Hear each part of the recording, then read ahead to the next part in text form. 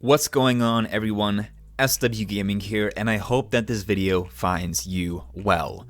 We finally made it through 2/3 of my Skywalker Saga level speculation series, and today is going to be a recap of the original Trilogy era, as the past 3 Sundays we've taken a look at Episode 4, A New Hope, Episode 5, The Empire Strikes Back, and most recently Episode 6, Return of the Jedi.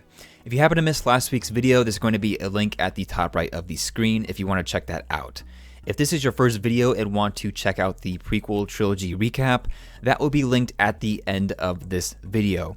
As we approach the sequel trilogy next week, I hope that everyone's enjoyed the series thus far, and I've had a lot of fun making these speculation videos, although they do require a lot of time and effort on my part, but I'm always trying to create content that brings people some entertainment, especially with everything that's been going on as of recent. I plan to do one of these recap videos after each trilogy era from the Star Wars universe, and each video to this date has been about 15 minutes long. The same is going to be true for this video, as it should be about 10 to 15 minutes based on the previous recap video from the prequels. Once again, I make these recap videos for anyone who wants to revisit the previous level speculations and not spend 45 minutes watching it over the span of 3 videos. If you're new to the channel, I wanted to say welcome, and if you've seen my videos before or any of my other Skywalker Saga level speculation content, you can go ahead and skip this part of the video. You'll find a timestamp down below in the comments that will take you to Episode 4, A New Hope. If this is your first time watching a video in this series, please continue watching. To start off, I wanted to state that all comments and opinions reflected in this video come solely from myself, and if you're interested in staying up to date on these videos, please consider subscribing to the channel and sharing these videos with others if you happen to enjoy it. What we know so far about the Skywalker Saga is that each episode will contain 5 levels each, which is down 1 from what we received in the complete saga back in 2007. Although we lose 1 level per episode, each level from the Skywalker Saga will be around 10 to 15 minutes long, more than likely without cutscenes, so we should expect little over an hour's worth of playable content from each episode, not including side missions. Since we still have no footage or exact knowledge on how the game's travel system will work, it's kinda up in the air as to how well the overall story layout and travel functions will mesh together. I still would like to see some sort of lobby though, such as the Mosteisley Cantina or even Dexter's Diner, as an easier way to replay already completed levels. I know it's been previously stated that there won't be a lobby included like in previous games, but even The Force Awakens had some sort of home base, such as on Dakar, and I would like to see that continued in this game, and maybe even a hub could be the Jedi Temple. Before we go ahead and begin with Episode 4, I wanted to make it clear that this video is pure speculation and does not reflect any thoughts or comments previously expressed by the game's developers, TT Games. These level layouts will more than likely not directly reflect what we will see in the actual game, but I make these videos regarding what we could see once the game is released. Now, with all of that out of the way, let's start off the original trilogy era. Chapter 1, A Boarding Party, starts off Episode 4 with Darth Vader and stormtroopers boarding the Tantive 4 in search for the stolen Death Star plans. I would like to play part of this level from the perspective of the stormtroopers, but that could also be included in a bonus level later on.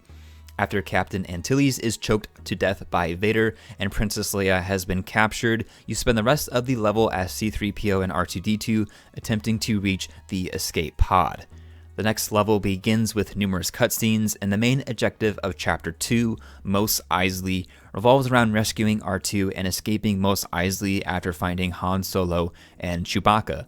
The first part of this mission involves a stealth mode through the Tusken Raider-infested cannon side, where we are first introduced to an older Obi-Wan Kenobi, or better known now as simply Ben Kenobi.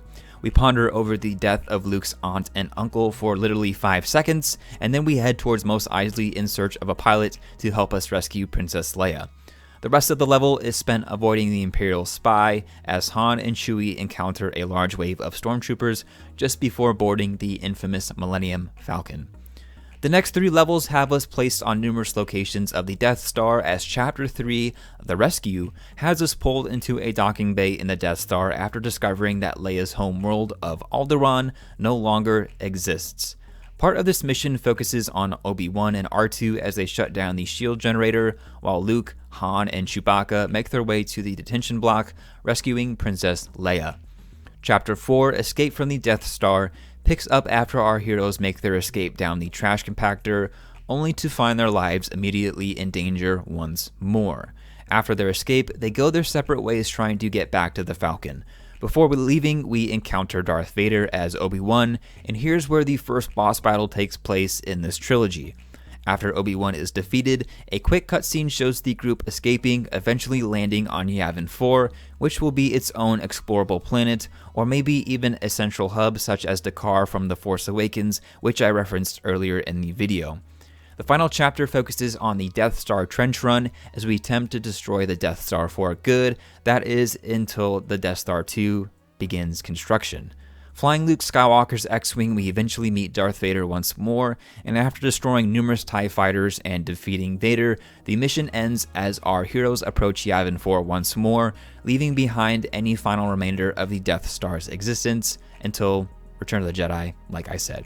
Episode 4 ends as the chapter closes on an optimistic, celebratory note. The Empire Strikes Back starts off with 2 main levels on Hoth. Luke's encounter with the Wampa may or may not be included in the actual first level, but may be included as part of free roam instead.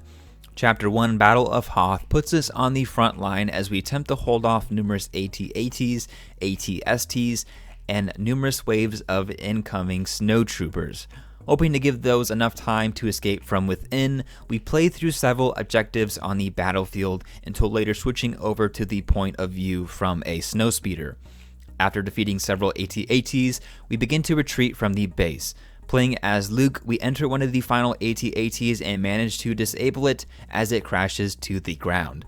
In the meantime, Vader's shuttle has just landed as the Millennium Falcon remains in a state of disrepair.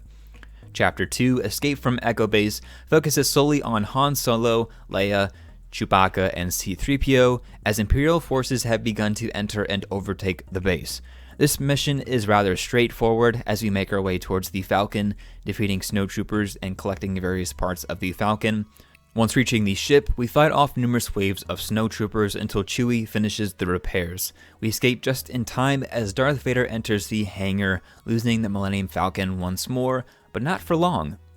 Hoping to start the next chapter of his training, Luke and R2 land on the swampy planet of Dagobah during Chapter 3, Jedi Training. After meeting Yoda, Luke is trained in the ways of the Force as this mission begins to see Luke tap into his Force abilities.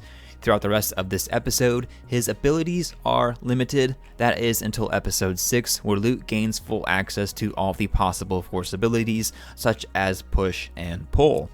The ending of this level has us test our new abilities against a shadow of Darth Vader, but this boss fight is not as challenging as the one we'll face later on at Cloud City. The level ends as Luke foolishly decides to help rescue the others on Cloud City, thus abandoning the remaining parts of his training. 2 levels take place on Cloud City, the first being Chapter 4, Betrayal at Cloud City, which starts after former friend of Han, Lando Calrissian, betrays our heroes, handing them over to Imperial forces. After Han has been frozen in carbonite, the main objective of this level is to attempt to save him before bounty hunter Boba Fett escapes with his bounty.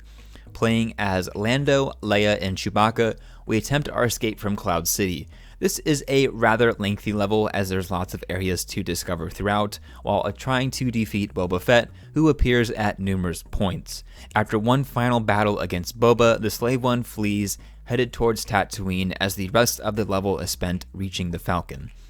The final level in this episode is Chapter 5, The Discovery. Luke lands on Cloud City, making his way throughout numerous areas, and in the background, I think it'd be cool to see the others and Boba Fett, since the events of Chapter 4 and 5 happen simultaneously. We get our first lightsaber encounter with Darth Vader in the freezing chamber, and I'm hoping that this Vader fight proves to be a rather challenging one. After losing a hand, we learn that Vader is our father, and are later rescued by others in the Millennium Falcon. The The level transitions to the Nebulon B Brigade as Leia and Luke embrace one another before attempting their rescue plan to save Han Solo from the crime lord Jabba the Hutt, which will begin Episode 6, Return of the Jedi.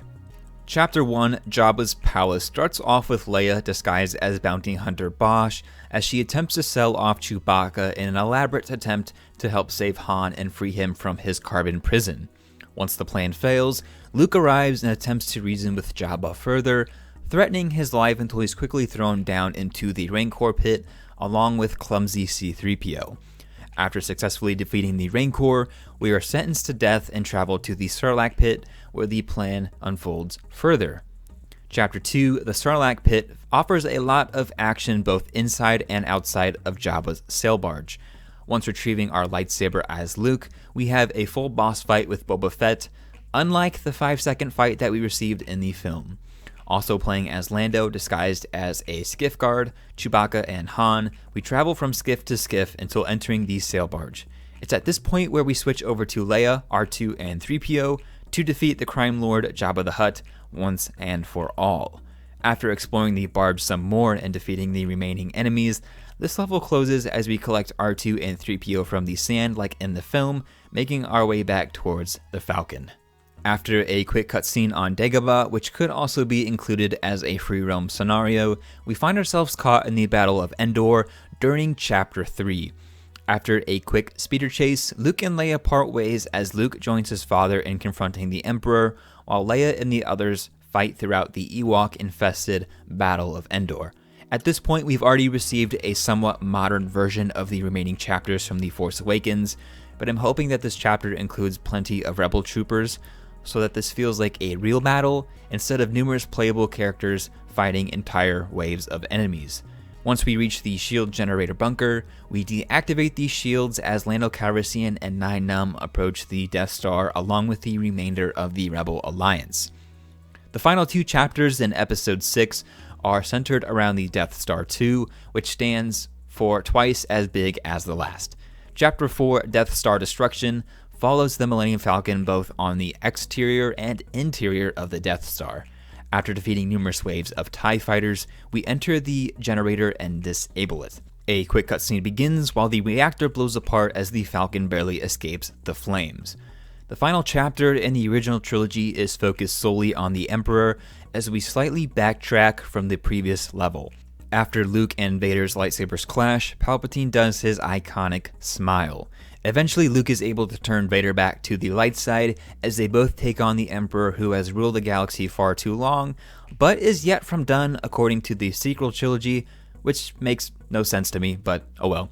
Nonetheless, during this boss fight, Palpatine must be defeated through numerous waves of royal guards entering the throne room.